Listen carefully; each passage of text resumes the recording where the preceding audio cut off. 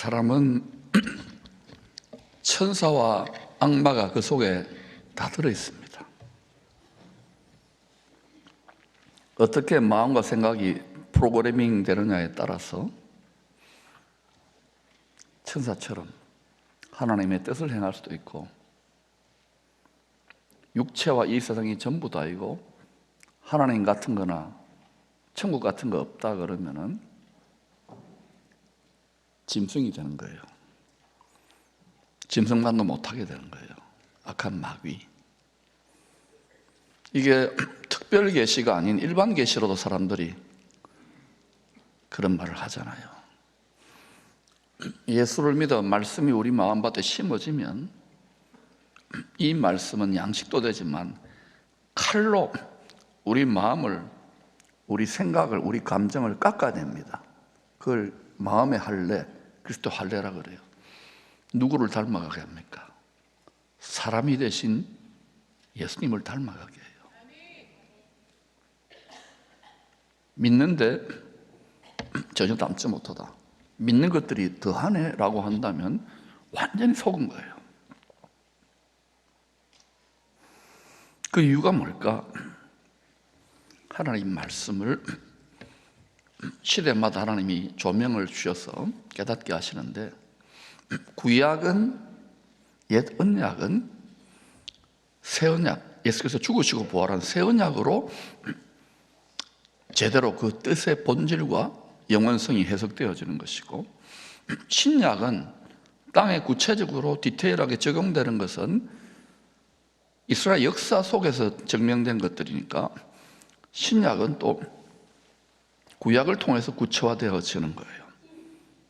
구약과 신약은 완전히 통일되게 퍼즐 조각이 맞아서 주 예수 그리스도와 하나님의 나라, 죄와 사망이 없는 영원한 영광의 나라를 계시해주고 있습니다. 이게 이 모양 저 모양 버무려 놓은 것은 이 보물을 찾듯이 이기기를 다투는 자처럼 계속 들여다보면서 학문이 아니에요. 논쟁이 아니에요. 지혜와 계시의 성령님의 가르침은 주의 멍에를 메고 내 몫이 된 십자가를 메고 걸어가는 자들에게 주신답니다. 신명기 8장 18절에 재물 얻을 능력이라는 단어는 딱 한 번 나옵니다. 왜 주셨는가? 구약 백성에게도 주셨잖아요. 왜 주셨는가? 조상들에게 약속하신, 맹세하여 약속하신 것을 주시기 위해서. 그런데 신약으로 그 말씀의 의미를 재해석해 보면 우리도 약속을 받았잖아요. 신약, 옛 언약, 새 약속. 예수 그리스도가 죽으시고 부활하여 죄가 있는데도 죄 없다고 의의 옷을 입혀주시고 복음의 언약을 감당할 자들, 주의 멍에를 메고 주의 뜻을, 십자가의 뜻을 이룰 자들에게 재물 얻을 능력을 주십니다. 그러므로 여러분, 앞으로 점점 이 시대는 재물, 물질, 돈의 문제에 대해서 말씀으로 바르게 가르침을 받고 돈을 다스릴 수 있는 지혜와 총명과 모략과 명철까지 가지 못하면 돈 때문에 믿음에서 떠나고 돈 때문에 부패하고 깨지는 일들이 갈수록 많아질 것입니다. 점점 이 세상이 한 덩어리로, 디지털 안에 한 덩어리로 점점 되어가고 있어요. 이게 무엇인지, 여러분은 막 세상 산다고 바쁘지만 이거를 계속해서 망대 위에 파수꾼처럼 계속 하나님의 말씀과 기도와 성령 의지와 이게 뭘까 하고 자꾸 알아보는 거예요. 그러므로 여러분, 복음의 새 언약을 하나님 뜻대로 이루고 증거하기 위하여 그 능력을 구할 수 있기를 축원합니다. 그냥 종교가 아니에요. 우리의 패밀리, 우리의 비즈니스, 우리의 자녀들에게 그대로 적중되는 이것을 깨닫기를 축원합니다. 함부로 주지 않으세요. 하나님은 사고치기 때문에 하나님의 마음과 내 마음, 하나님의 생각과 내 생각, 하나님의 꿈과 내 꿈, 하나님의 소원과 내 소원이 일치되도록 계속 우리 마음을 불로서 칼로서 연단하고 주님을 닮아가는 상태가 될 때 그거 감당하려고 나머지 엉망진창이더라도 하나님이 그것 때문에 그 나라와 그 시대를, 그 가정을, 그 교회를, 그 도시를 축복하신답니다. 그러므로 반드시 쟁취하시기를 축원합니다. 침노에 들어가듯이. 어느 시대나 가장 교묘한 형태의 우상 숭배는 하나님과 재물을 겸하여 섬기는 믿음입니다.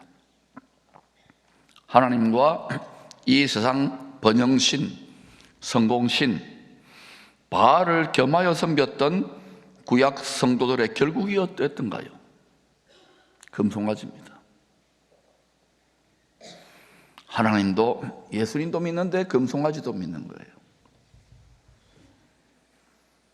돈꾀와 언약궤를 겸하여 섬겼던 가롯 유다의 믿음의 결국이 어떠했던가요?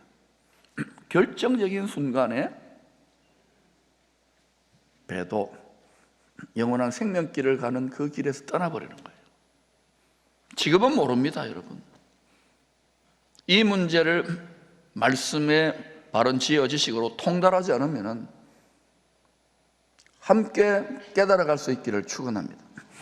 깨달을 뿐만 아니라 우리 삶의 경건의 능력으로, 하나님의 능력으로 이것이 작동된다는 것을 입증해야 되는 거예요.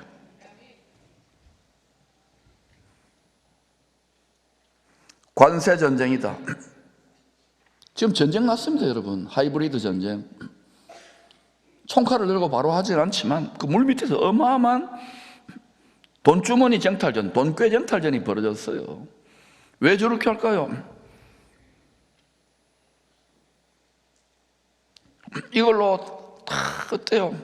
철강이다, 조선이다, 자동차다, 뭐 IT다, 우리 자녀들, 우리 먹고 사는 문제 직결되어 있습니다, 여러분. 멍하니 바라보지 마세요. 그 사람들이, 위정자들이 움직이는 것 같지만 신명기 8장 18절에 조상들에게 맹세한 우리에게는 새 언약, 복음의 언약을 이루기 위해서 영원하신 하나님의 말씀이 굳게 선다는 걸 믿고 구하시기를 축원합니다.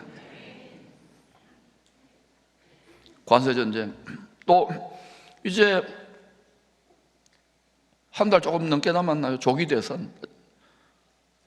엄청나게 많은 이야기와 뉴스들이 막 우리 마음과 생각을 빼앗아갈 겁니다. 요동치는 바다 물결 같은 세상을 바라보면 배멀미를 합니다.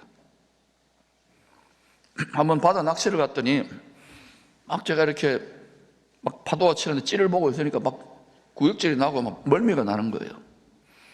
그때 그 노련한 그 전문가가 그런 거예요. 목사님, 그때는 이 찌만 보고 있으면 안 된다. 한 번씩 하늘을 보거나 좀 멀찍이 고정되어 있는 것 같은 그 수평선을 멀리 바라보라고. 예수 그리스도를 바라보십시오. 영원과 무한의 죄와 사망이 없는 영원한 영광의 보좌에서 표대 속에서 올라오라. 여기가 목표 지점입니다. 달려오라. 말씀으로 우리 마음에 그 보좌까지 달려가는 마음의 시온의 대로가 닦이지 않으면 이리 방황했다가 한 10년 소동세월, 저리 방황했다가 또 뭐 안 믿어. 여러분이 그동안 예수 안에 붙들려서 연단받고 인내하고 시험 이겼던 이것을 허송하지 마시기를 바랍니다. 낭비하지 마시고 곧은 길을 예비하시고 우리 마음에 나는 깨달음의 길, 영생길을 말합니다. 프랑스의 경건한 철학자 파스칼이 이런 말을 했습니다. 인간의 모든 문제는 조용한 방에, 꼴방이죠. 영혼의 꼴방. 혼자 앉아 있을 수 없는 마음의 분주함에서 비롯된다. 이 시대를 대표하는 단어가 뭡니까? 비지찌개가 아니라 비지니스입니다. 안 오셨시네. 실수했습니다. 비지가 뭡니까? 비지가 뭐죠? 바쁘다는 거예요. 여기 니스는 뭐예요? 바쁜 걸 칠한 거예요. 명사입니다. 바쁨이에요, 바쁨. 바쁨. 얼마나 바쁩니까? 잘 사는 것 같으면 너무 바빠. 맞벌이 해야 되고, 아이들은 공부한다고 바쁘고, 경쟁에 뒤지지 않는다고 바쁘고, 교회도 하여인 새벽 기도하고 또 안 빠고 설교 준비한다고 바쁘고. 근데 무엇을 위해 바쁘다는 거예요? 영원한 것, 반드시 성취될 영원한 만세반석의 약속을 붙들고 바빠야 될 거 아닙니까? 무엇이 중요한디? 무엇이 중요한디? 맞다 그러잖아요, 자꾸.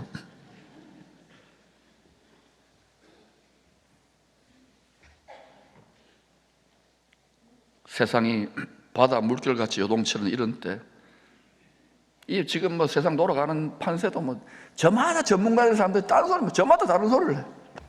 좀 들어봤다가 뭐 내려놓았어요. 저 나름대로 진리의 말씀을 보고 하나님 주시는 기도하면 역사에 주관하신다면서요. 주님 안에서 그냥 가는 거예요. 약간의 참고는 되겠죠. 세상이 바다 물결같이 요동치고 사람들이 막 배멀미를 합니다. 여기 줄 설까 저기 줄 설까, 어디 투자할까, 어떻게 할까, 어떻게 먹고 살까, 노후 대책 어떻게 할까. 포스코는, 현대자동차는, 대우조선을 어떻게 할까, 이런 고민을 하잖아 다들. 이런 때야말로, 배멀미가 심해지는 때야말로 영원히 흔들리지 않는 만세반석 주님께 집중할 수 있는 마음의 수도원을 세워야 할 때입니다. 풍랑치는 갈릴리 밤바다에서 막 제자들이 하나님을 쓰잖아요. 우리 또 그런 꼴 아닙니까 지금?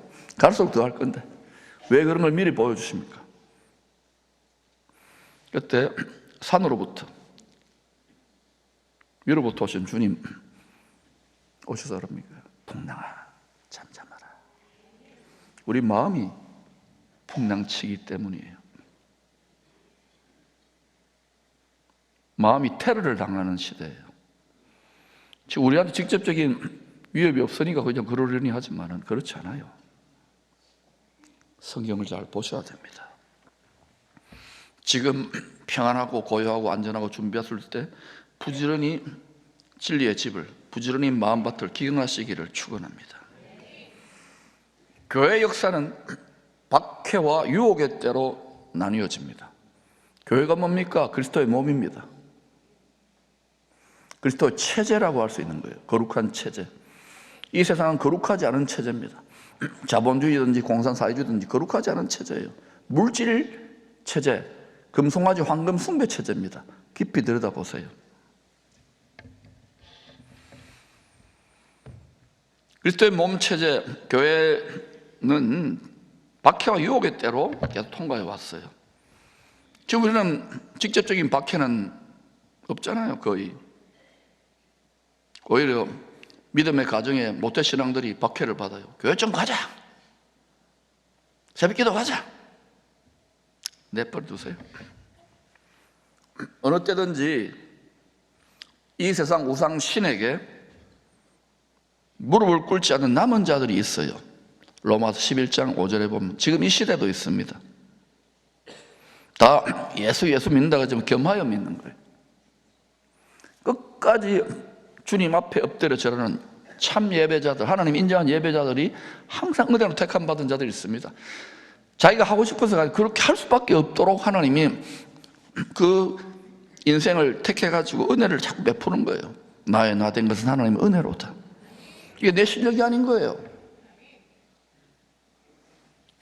여러분이 예수 좀 열심히 믿고 복음하고 뭐 섬긴다고 자기 자랑합니까? 아직 멀었어요. 복음을 깨닫지 못한 거예요. 이 쓸데없는 자기 이런 걸 가르치다니, 이런 은혜를 주시다, 이렇게 돼야 돼요. 아멘. 뭐 조금 했다고 생생 내보세요. 저 이야기랑 내보세요. 이뻐요? 대답하는 사람 밥 먹지 말아요.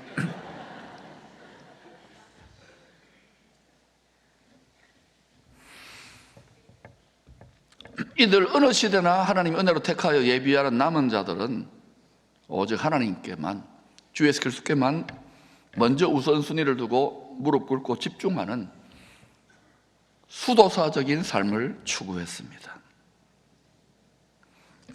세속화의 시대나 박해의 시대나. 근데 보니까 환경이 받쳐줘야 되니까, 사람은 먹고 살아야 되니까 이집트 나일강 주변의 사막지대에 은둔하기 좋잖아요.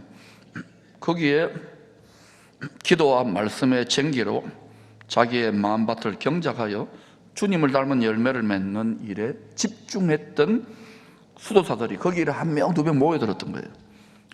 저 있잖아요, 나일강 하류 모여들었는데 저기가 당시 수도사들의 핫플레이스였습니다. 로마가 핍박을 할 때도 그렇고 초대교회 떠나 제대로 믿어보고 싶은 사람들, 또 교회가 너무 타락할 때, 이집트 나일강 북은 거기에 처음엔 다 홀로 이렇게 개인 플레이를 하면서 주님 찾고 기도하고 또 일하면서 먹을 거 이렇게 음식이 별거 없겠지요. 그렇게 살았는데 아바 마카리우스, 따라합시다. 아바 마카리우스. 이 아바 마카리우스라고 하는 분이 저기에서 이렇게 그런 수도사, 생활 수도사의 생활을 하다가 혼자 하나님께 가까이 나가는 것도 좋지만 모여서 그게 더 힘들어요. 사실은 서로 막 의견 대립이 있거든요. 근데 모여서 공동체적으로 하나님을 찾아보자고 해서 주후 330년경에 지금부터 약 한 1700년 전에 저 나일강 근처 저 스케티스라고 하는 지역, 거기에 사막지대에 수도원 공동체를 세웁니다. 근데 거기서 늘 찬송하고 기도하고 말씀을 읽고, 아마 또 예루살렘 교회에서 핍박받아가지고 피신온 유대인들도 있었겠죠. 이런 사람들 모여가지고 자꾸 말씀을 배우고 기도하고 찬송하니까 하나님이 거기 어떤 은혜를 주신 것 같아요. 우리가 문헌이 없지만 한계가 있지만, 거기 스케티스가 한 100년, 200년 계속 몇백 년 흘러가는데 5세기경에는요 한 5,000명 이상, 어떤 문에는 7,000명 이상, 그 이상도 될 거라고 하는데 생활 수도사들이 함께 모여 사는 도시로 성장한 거예요. 저건 아마 최근에 지었겠죠. 저런 게 있었다는 거예요. 문헌의 기록에. 이들은 평일에는요 각자의 집에서, 처소에서 움막 같은 데겠죠, 농사를 짓고 물건을 만들며 살았습니다. 홀로 독신으로 있지만 또 가족을 두고 같이 그렇게 농사 지으면서 물건 만들면서 먹고 살 바구니 같은 거 만들고 이렇게 해가지고 살았던 거예요. 자급자족하면서. 주일이나 특별한 날에는 함께 모여서, 더운 나라니까 그냥 건물이 필요 없어, 지붕만 있으면 돼. 거기 모여가지고 예배드리고 성찬식하고 친교하고 또 기도 제목 나누고 또 교제하고 아픈 사람 신방도 해서 위로도, 이런 거 했던 것 같아요. 이게 지금 오늘날 형태는 조금 다르지만 교회와 비슷하잖아요. 특히 우리는 시설이나 모든 것도 괜찮지만은 이게 아주 큰 대도시, 가장 화려하고 삐까뻔쩍한 이런 대도시도 아닌 것이, 여기다 또 완전 시골도 아니고, 이게 도시와 농촌, 도시와 전원생활의 접경지역 아닙니까? 한 10분, 20분, 30분 가면 자연이 너무 좋아. 누려. 아이고, 찌들어가지고 누려. 저도 오늘 오후에는 이 좋은 날씨 누리러 갈 거예요. 바닷가를 가든지 어디죠, 산책을 하든지. 정서적으로 너무 소진이 많으니까 꽃도 좀 보고 앉아 있으려고 그래요. 동방복합 브릿지적입니다. 우리가 지금 생활 선교사도 하지만 이게 영성에서 나오거든요. 내 속에 샘이 솟구쳐난 생활 수도사 하기는 참 좋은 것 같다. 여러분 각자 집이, 처소가 뭡니까? 농사 짓는 분들은 많지 않지만 거기서 비즈니스하고 이러면서 주일날 모여가지고 지금 뭐합니까? 서로 기도하고 교제하고 또 격려하고 이러는 거예요. 하나님, 우리가 말은 다르지만 생활 수도사들의 공동체를 이루어가고 있는 거예요. 근데 그렇게 몇백 년 하는 동안 거기는 하나님이 하나님의 은혜, 약속을 이루셔야 되니까 계속 아마 복을 부어주셨던, 그러니까 여기저기 소문 듣고 많은 진지하게 참되게 하나님을 섬기는 자들이 민들레 호리처럼 모여들었던 것 같아요. 그러니까 도시가 돼버린 거예요. 근데 여기가 초기 기독교 영성과 신학의 심장부였고 영적인 오아시스 역할을 했어요. 신앙생활 하다가도 이 교회에 있다가도 지치고 저 교회 하다가도 상처받고 방황하고 모르고 이런 분들 많잖아요. 여기도 계실 거예요. 그래서 와서 보면 눈이 열리고 은혜를 받고 위로를 받고 회복을 경험하고 이랬던 것 같아요. 이게 이제 로마를 중심으로 세계 당시의 교회들이 재편되면서 이제 또 국교까지 되고 그러니까 거기서 이제 영향을 받은 뭐 예를 들어서 이집트나 또 저기 에티오피아 콥틱 교회, 정교회, 또 유럽의 교회 이런 교회들이 와가지고 거기서 이 공동체를 보는 소문이 났겠죠. 특별히 그래가지고 베네딕트 수도사들이라든지 이런 수도원 운동, 교회가 부패하거나 타락하거나 선교가 쇠진할 때마다 이런 교역사 2000년 동안 이런 쇄신 운동들이 거기에서 일어났던 거예요. 거기에 하나의 영감의 원천이 되었던 거예요. 우리 잘하면 여기도 21세기의 고센 땅 같은 이러한 우리가 하나님의 영광 돌리고 하나님이 축복하실 수밖에 없는 그런 공동체 이룰 수 있지 않을까 이런 생각을 이제 이 문헌을 읽으면서 저는 연구를 해본 거예요. 또 여기가 또 몇 년 뒤에 개발된다고 하니까 이제 당장 뭐 올해 토목이 들어갈지도 모르고 그래서 진짜 예수 제대로 믿고 우리가 한번 하나님을 기쁘시게 한다면은 하나님이 축복하시지 않을까. 우리 자손들의 시대를 위해서 그렇게 한번 꿈꿔봤어요. 꿈도 못 꿉니까? 이들 마음밭을 일구는 농사일에 열심히 내었던 이 생활수도사들 이야기가 책으로 이렇게 전래되어 왔어요. 사막 교부들의 어록이라고 해서 그 중에 한 대목을 제가 한번 읽어드릴게요. 한 제자가 영적인 아비 스승을 찾아왔어요. 자기 신앙의 고민, 우리 신앙생활 고민이 있잖아요. 이렇게 이야기합니다. 왜 저는 열심히 기도하는데도 죄책감이 들고 영적인 발전이 없을까요? 저나 여러분 이런 고민이 있잖아요. 그러자 이야기합니다. 하나님께 가까이 가는 자는 자기 죄가 더 크고 선명하게 보이는 법이야. 여러분, 이 성경은요 거울입니다. 이걸로 누구 죄를 들여다보냐면 지 죄를 들여다봐야 돼요. 꼭 이걸 나무 죄로 들이대는 사람 있잖아요. 이건 율법이에요. 죄와 사망의 법으로 다른 사람 정죄하게 되어 있습니다. 그렇게 복음을 오해하는 사람들은 절대로 복음 전할 수 없어요. 왼수가 전부 다 왼수인데 마음에 안 드는데. 근데 이걸로 내 죄를 들여다보고 나 같은 죄인이 1만 달란트 용서받았네? 그거 보니까 또 나 같은 게 하나 있어. 나보다 더 할 수 있어. 또 나 같은 죄인이 이렇게 화목해 하셨는데 화목해 하는 말씀으로 그 용서할 수 있는, 사랑할 수 있는, 품을 수 있는 힘을 얻어가지고 복음 전하는 거예요. 이게 안 되니까 화목해 하는 말씀을 받았는데 다 원수되어가지고 교회들이 기쁨의 교회 빼고 뭐 각자 속여놓은 대로 지가 잘났는데 서로 찢는 거야. 쥐포를 뜯으세요. 왜 딴 걸 뜯어요? 그러니까 이 목회하는 분들이요 정말 힘들어요. 보니까 저 빼고 다 각자 속여놓은 대로 율법으로 이 선악과를 다 받아먹고 자기 생각이 자기 소견이 여기도 앉아있는 분 없네요. 생명나무 열매를 드시기를 축원합니다. 말씀의 열매, 복음의 열매를 드셔야지만이 생수가 솟구쳐 나오는 거예요. 주님을 하는 성품의 열매가 맺히는 거예요. 그러니까 여러분 하나님께 가까이 가기 때문에 이전에 생각지 않았던 죄책감, 괴로움, 고통 있는 거 옛날에는 예사로 주었잖아요. 죄인지도 모르고. 그럼에도 이 스승이 이야기하는 거예요. 매일 말씀의 쟁기로 마음밭을 부지런히 갈다 보면 결국 말씀이 깊이 뿌리를 내리고 때가 되면 열매를 맺는다. 부활의 열매, 영생의 열매, 주님을 닮은 열매. 마태복음 13장의 농사 비유에 대한 주님의 해석은 성경 전체의 농사 비유를 해석하는 열쇠가 됩니다. 이걸 통해서 성경 전체의 농사 비유가 뭘 말하는지를 알 수 있는 거예요. 신학자들의 고민 이런 것도 필요하겠지만 주님이 다 해석을 해놓은 거예요. 예수님은 농사 비유에서 자신을 좋은 씨를 뿌리는 농부로 비유했습니다. 따라서 예수님 직업이 뭡니까? 농부입니다. 어떨 때는 건축가도 되고 하는데 어떨 때는 포도나무도 되는데 이때는 농부입니다. 농부. 좋은 씨를 뿌려요.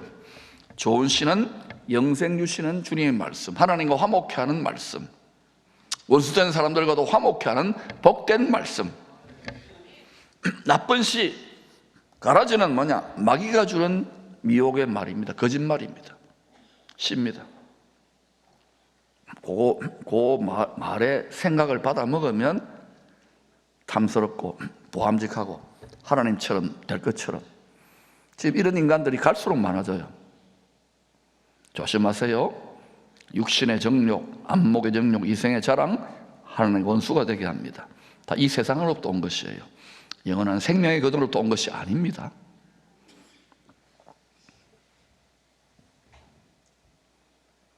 이 세상을 사는 사람들의 마음은 주님이 뿌리고 계셔요. 주의 영으로, 또 주의 종도를 통해서 하나님 말씀에 씨가 뿌려지는 밭입니다. 이 세상 사람들의 마음밭이. 어때요? 복음의 씨를 뿌려보니까 뿌리다가 낙심되죠? 안 받아들여. 왜 그렇습니까? 육신이 편한 거예요. 육신의 생각이 꽉 들어차 있고 욕심이 꽉 들어차 있는 거예요. 세상 즐거움, 쾌락이 얼마나 많습니까? 지금 교회가 부흥 안 하는데 어렵다 그러는데 그 이유는 간단합니다. 말을 다 뺏긴 거예요. 얼마나 많은 SNS 미디어와 뉴스로 막 도배를, 이 말이 신데, 이럴 때 여러분 왜 담임 목사는 여러분 막 계속해서 구박하듯이 막 편안한 꼴을 못 보듯이 막 2주 동안 하영인 새벽 기도해야 된다 그러고 그 써가지고 막 머리에 쥐가 내리게 막 여러분 자꾸 하면 말의 집을 짓는 거예요. 말의 풍선 속에 사는 거예요. 천국의 말, 할렐루야. 영혼의 좋은 양식, 좋은 음료를 먹고 살아야 힘을 얻는 거예요. 제가 지금 시범을 보이잖아요. 그러지 않으면 여기가 저기가 다 상대적이잖아요. 절대적인 진리, 주 예수 그리스도 붙들 수 있기를 축복합니다. 담대하게 기쁨으로. 추수 때는 주님이 다시 오셔서 옛 세상을 끝내고 새 세상을 시작하는 때입니다. 옛 세상에 좋지 못한 사람들의 마음밭 다 갈아엎어가지고 끝내버리고 새로운 마음밭, 주님의 마음을 가진 자들, 30배, 60배, 100배의 결실을 하는 그리스도의 왕국, 그리고 영원한 아버지의 나라의 밭을 예비하시는 거예요. 우리는 그 밭에 의의 나무로 영원한 생명나무와 접붙여서 심어질 거예요. 영원한 생명과 복락을 누릴 것입니다. 추수 때 주님이 다시 오시는 세상 끝에는 자릭은 알곡인지 가라지인지 다 드러나게 됩니다. 쭉정이인지. 지금은 다 섞여 있어요. 교회 안에도, 우리 마음 안에도, 세상 안에도. 그러나 그때까지 하나님이 그냥 내버려두라고. 뽑아도 또 나옵니다. 우리 잡초 뽑히듯이. 자연 속에 다 말하고 있잖아요. 그러나 그때까지는 함께 내버려 두시지만 주 다시 오시면 은혜를 베풀러 오는 게 아니에요. 은혜는 그 뒤에 따르면 심판하십니다. 결산하십니다. 열매를 보자. 열매를 추수하러 오는 거예요. 믿음으로 구원받는다는 것은 그 주님의 영원한 생명의 말에 씨앗을 심었는 것 뿐이에요. 그 다음엔 주님을 닮아 회개 합당한 열매, 삶의 열매, 의의 열매, 주님을 닮은 성령의 성품의 열매, 그리고 사역과 영혼 구원의 열매를 맺어야 되는 거예요. 그걸 맺지 않으니까 교회에 이렇게 해놓지만 이걸 철저하게, 이 길을 따라가려면 우리 자아와 충돌이 일어나잖아요. 깨지지 않는데 이 길을 계속 가다 보면 길이 닦여요. 옳은 길 따르라. 온 인류가 따라갈 이 길을 여러분이 담대하게 함께 걸어갈 수 있기를 축원합니다. 처음 한 명 개척자가 걸어갈 때는 힘들지만 바울이, 사도들이 걸어갔던 그 길을 담대하게 밟고 가니까 계속 길이 뚫리잖아요. 이 민족을 위하여 길을 뚫기를 축원합니다. 일본도 뚫어야 돼요. 모세를 통해 주신 율법은 하나님의 백성들에게 1년에 3번의 절기는 반드시 지켜야 된다.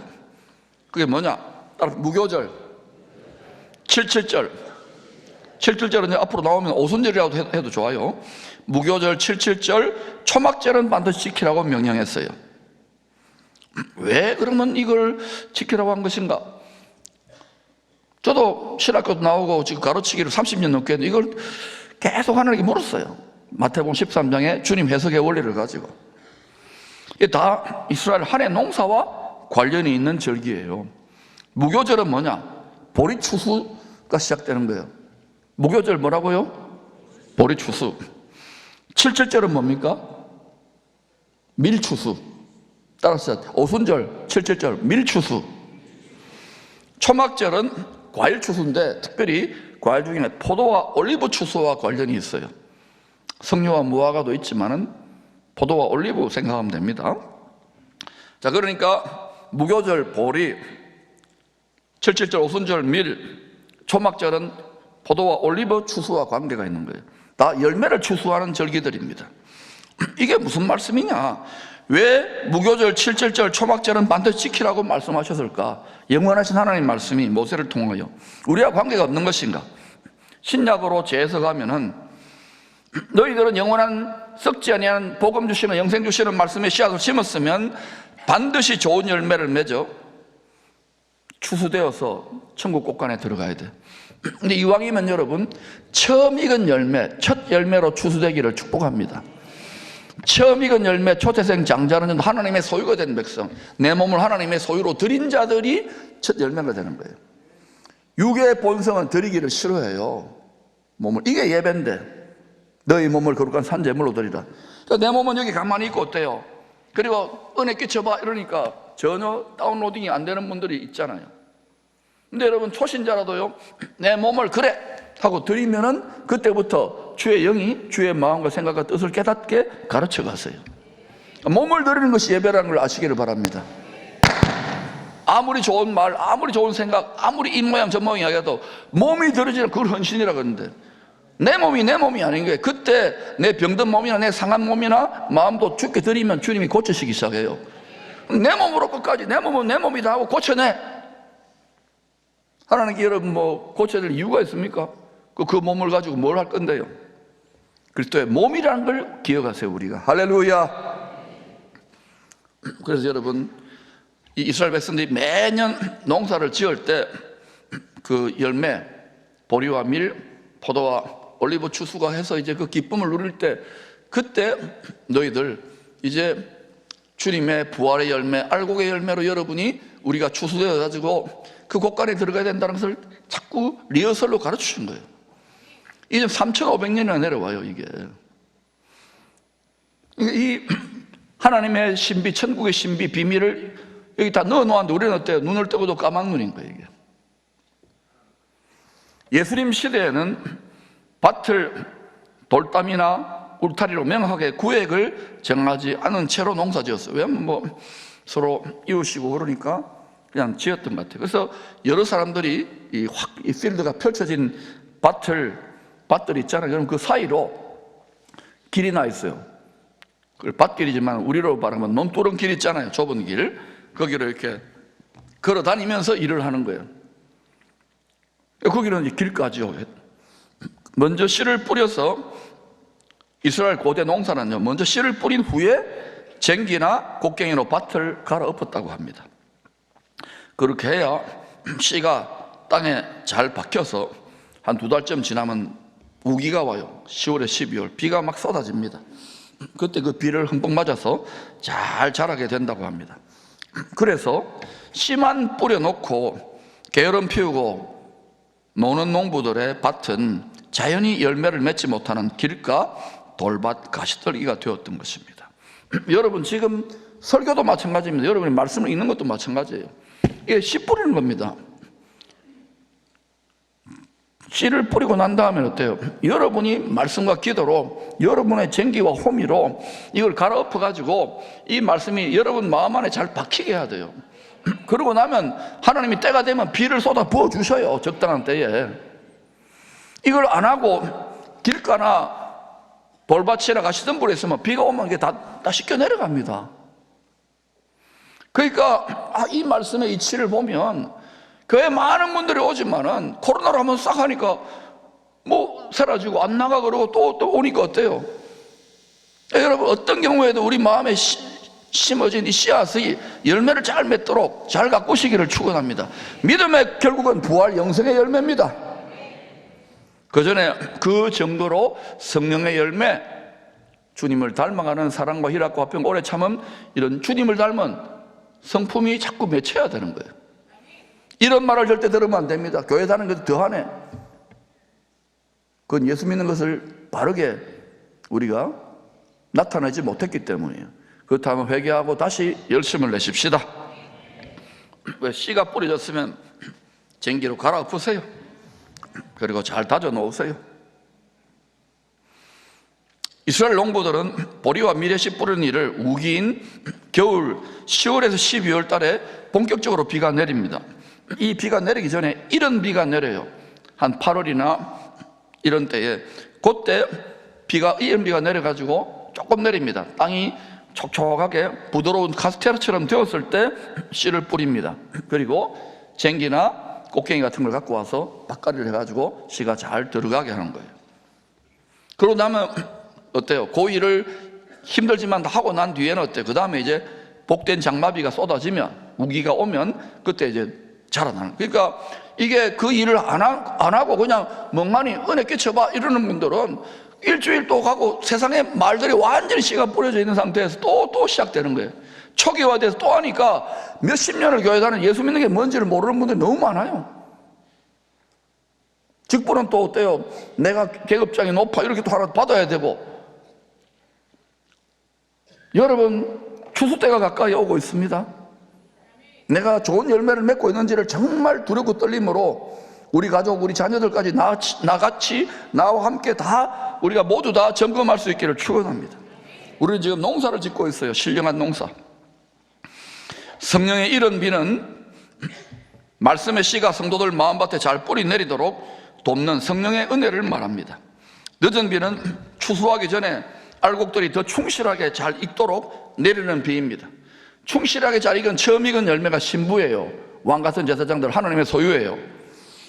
추수 때를 앞두고는 늦은 비 성령의 은혜를 구해야 되는 거예요. 지금 그와 같은 은혜가 내려서 우리가 점점 주님을 더 닮아가고 익어가야 되는 거예요. 요한계시록 14장에 보니까 다 익으면 어때요? 주님이, 금관을 쓰신 주님이 구름 속에서 낯을 대가지고 그림으로 보여줬잖아요. 잘 익었으니까 탁 이렇게 추수를 한다는 말입니다. 이런 비의 타이밍에 씨를 뿌리고 부지런히 밭을 갈아야 됩니다. 그런데 그 타이밍을 놓쳐버리면 어때요? 다 뺏겨버려요. 길가가 되고 새가 와서, 사단이 세상의 정신이 와가지고 다 빼앗아 가는 거예요. 빼앗기는지는 몰라. 우리 마음과 생각이 얼마나 치열한 전쟁이 일어납니까? 여러분, 아무리 이전에 예수 잘 믿고 믿음의 명문가라 하더라도요, 마음을 지키는 전쟁에 실패해버리면 그 다음 온데간 데 없어요. 나중 형편이 더 엉망이 되는 거예요. 쑥대밭이 되어 있기 때문에. 그러므로 여러분, 깨달았으면 말씀대로 각성이 될지어다. 이런 비가 내릴 때 부지런히 해야 될 일 안 하면 한 해 농사 마치는 거예요. 우리는 말 인생 농사를 망치는 거예요. 이런 비가 내릴 때 씨를 뿌리고 땅을 경작하고 나면 겨울 우기에 한 해 70% 정도의 복된 장마비가 내립니다. 이 복된 장마비를 흠뻑 맞은 곡식들이 땅을 뚫고 나와요. 싹이 되고, 싹이라는 사람 부활했잖아요. 이삭으로 자라서 부활의 열매, 알곡으로 연결게 되는 것입니다. 맥추절, 오순절 이후에는 3월부터 6월까지는 여름 건기에 해당됩니다. 4개월 동안 비가 거의 오지 않고 매우 건조합니다. 이 여름 시간에는 부지런히 보리와 밀을 추수합니다. 추수를 하는데 어때요? 막 땀이 나고 하잖아요. 이거 그때 추수 때, 여름을 말하는 그때는 추수 때 추수를 많이 열심히 하는 그때 어때요? 얼음 냉수같이 주인의 마음을 시원케 하는 거예요. 할렐루야. 여러분, 지금 복음의 씨를 뿌리고 농사 짓고 계시는 주인을 도와야 되는 거예요. 시원하게 해야 되는 거예요. 시원하게. 그런 일꾼들, 그런 나라, 그런 교회를 찾고 계셔요.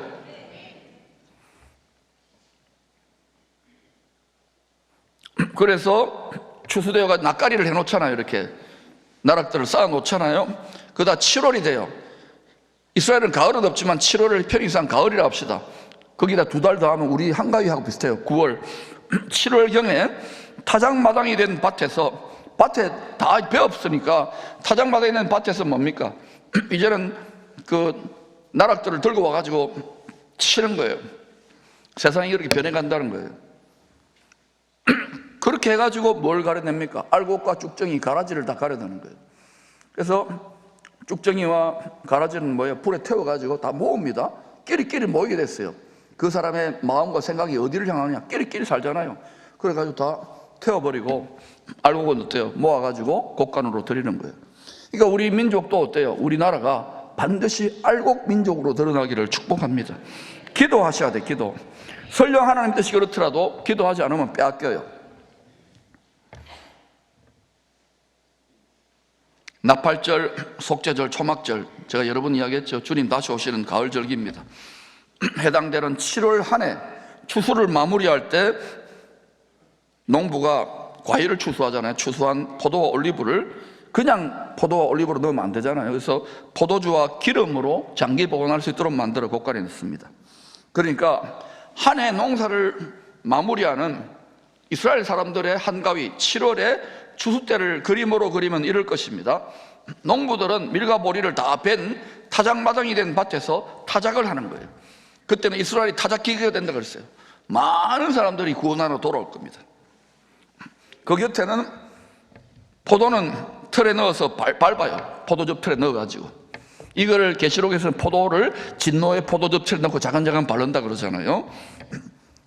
그 다음에 올리브는 뭐예요? 절구에 넣고 또는 맷돌에 넣어가지고 찢거나 아니면 이렇게 갈아가지고 기름이 나오는 거예요. 순전한 나드. 그래서 포도주와 기름으로 곳간에 넣는 거예요. 그러면 어때요? 추수를 다 마친 상태가 초막절입니다. 7월에 초막절. 그때 이제 농부는 뭘 누르겠어요? 대풍이 됐으면 보리, 밀, 그 다음에 포도주와 기름이 곳간에 가득한 거예요. 그걸 보고 기쁘다 막 잔치하는 거예요. 막 초막절 잔치. 종려나무 잎을 들고 주님, 주님이 부활의 첫 열매입니다. 잔치하는 거예요. 이것이 메시아의 왕국, 그리스도의 나라에 누리게 될 기쁨인 거예요. 할렐루야. 우리는 그 기쁨에 반드시 참여해야 됩니다. 앞에 있는 기쁨, 앞에 있는 즐거움을 위하여 우리의 한 남편 되신 예수님이 그 수치와 모욕과 고난의 길을 기꺼이 걸어가셨다면 우리가 짊어지고 있는 십자가의 멍에와 지금 아무것도 아닌 거예요. 말씀의 씨를 먹으면 마음밭을 평소에 갈아엎고 뒤집는 수고를 하면 성령의 비가 복된 장마비가 내릴 때 잘 자라서 좋은 열매로 결실하게 됩니다.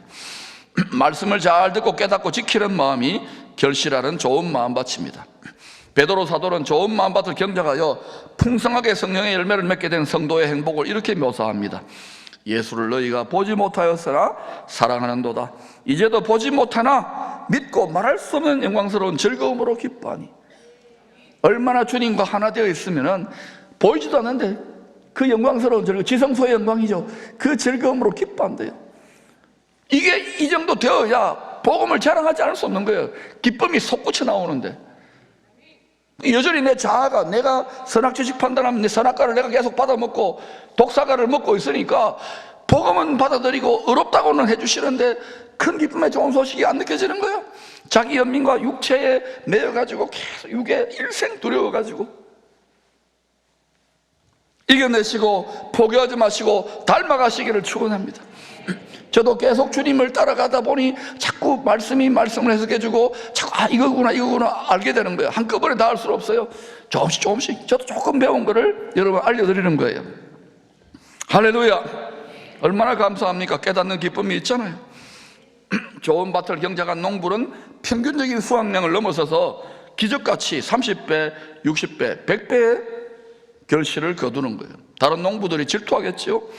창세기 26장 이삭도 큰 흉년을 맞이합니다. 굶어 죽는 때에 세상 사람들과 달리 어때요? 계속 농사를 지었어요. 애굽으로 내려가지 않고 자기 마음에 주신 말의 씨앗을 잘 간직하고 지키고 계속해서 샘을 파고 농사를 지었더니 100배 결실을 해요. 결국 부엘세바까지 갔던 거예요. 피로 맹세한 우물이 터져나오는 도시에 거주하면서 참된 경배자로 믿음의 조상의 반열에 들어갔던 거예요. 할렐루야. 여러분, 좋은 마음밭은 절대로 그냥 예비되는 게 아닙니다. 신앙생활 그냥 적당하게 그냥 교회 나와주는 게 어딘데?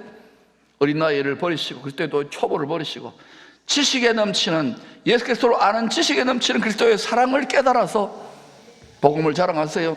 그때 하나님이 여러분에게 어떤 은혜를 베푸시는지 보자고요. 우리 자녀들에게 이 즐거움의 도를 가르치는, 이 이기는 자의 삶을 가르치는 밑거름으로 우리 부모 세대들은 살 수 있기를 축원합니다. 말씀과 기도로 오랜 시간 마음의 수도원을 짓듯이 눈물을 흘리고 땀을 흘리는 수고가 따릅니다. 왜 힘들지 않겠어요? 주님을 닮아가야 되니까.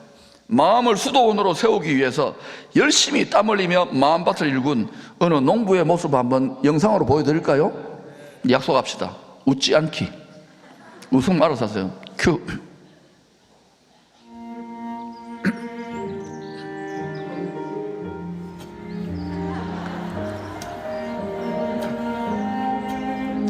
이렇게 제 마음밭을 강팍한 마음밭 갈아엎는 거예요. 말씀의 쟁기로.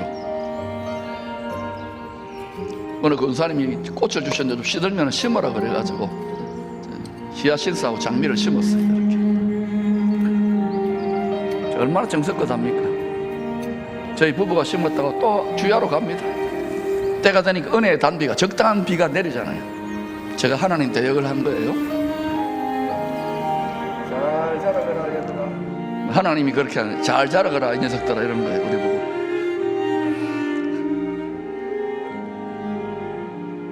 사랑 여러분, 딱딱하게 굳은 길가, 그러한 마음밭 방치하지 마세요. 핍박과 시험에 쉽게 넘어지는 얄팍한 초보적인 도의 믿음에 뿌리 내려가지고 있는 그런 돌밭 갈아엎으세요. 세상 거심과 물질의 유혹이 성령의 기운을 가로막는 가시덤불 같은 마음밭 그냥 방치하지 마세요. 말씀의 씨는 쉬지 않고 계속 뿌려지고 있습니다. 포기할 수 없는 사랑으로. 그러나 때가 되면 반드시 우리 인생의 농사, 믿음의 농사를 결산할 때가 옵니다. 추수 때가 옵니다. 그때 많은 열매를 거두고, 주님 나의 열매입니다. 잘하였도다 착하고 충성된 일꾼아, 네가 내 마음을 시원케 하였노라. 이 세상이 전부라고 생각하는 사람들은 자기 육체만을 위하여 심는 일에 올인합니다. 점점 악함이 올라오죠. 네 죽고 내 죽자까지. 그러나 성경이 수없이 반복하여 증거하는 대로 진실로 영생과 부활과 천국이 있다면 여러분 믿습니까? 보는 것처럼 믿어야 돼요. 무엇을 위해 더 많이 심고 더 많이 수고하는 것이 과연 지혜로운 삶일까요? 주님께서 저와 여러분의 마음에 수도원을 지으라고, 주님께 올인할 수 있는 수도원을 지으라고 말씀하십니다. 자기의 육체를 위하여 심는 자는, 갈라디아서 6장입니다. 자기 육체를 위하여 심는 자는 육체로부터 썩어질 것을 거두고, 성령을 위하여 심는 자는 성령으로부터 영생의 열매를 거두리라. 우리가 선을 행하되 낙심하지 말지니. 어떻게 낙심이 안 됩니까? 힘든데, 어렵죠. 그런데 낙심하지 말자고요. 주님이 그 길을 걸어갔다면 우리 이 멍에 아무것도 아닙니다. 앞에 있는 즐거움을 위하여 낙심하지 말고 예보리 엄마 힘내시기를 축원합니다. 때가 이름에 거둡니다. 부활의 열매, 천국의 열매, 의의 열매, 성령의 열매 많이 거둘 수 있기를 축원합니다.